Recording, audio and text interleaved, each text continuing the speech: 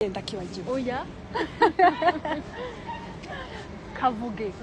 But once you're full, you forget the hands that fed you. Urumva?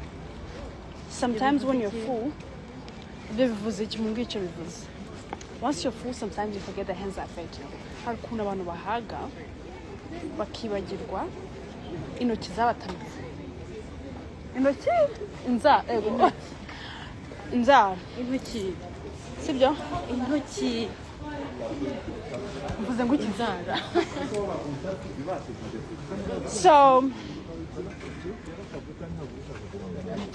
So the reason why mvuze ibintu c'est parce que c'est bitekeri uri nuza wanje uri assistant wanje No, you're mukobwa natinatina. Thank you guys for reminding me. I'm about to do that challenge right now. Kubera iki abashuti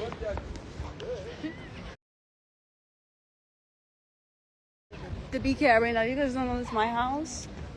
It's my house. You should give them a tour one day. I should give you guys a tour one day. Ego uri mubi wanjye geraho. Meke mbabwire imitima yanyu bamwe iriho ngaceceke.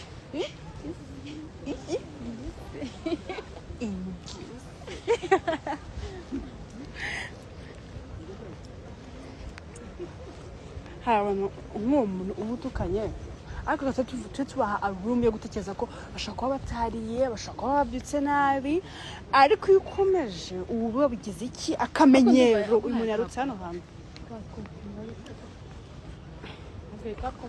Amaka compliments. Ngo correct.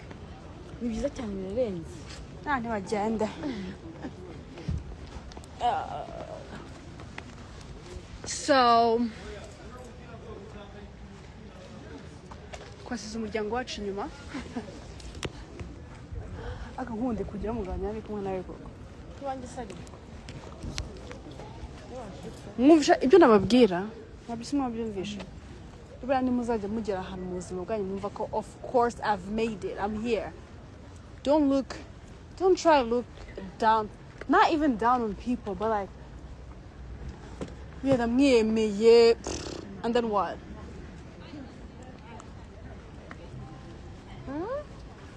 Talking about a lady. Kambirekera aho ngaho. Imodoka iri se muko. I don't know, man. Mama, I mean.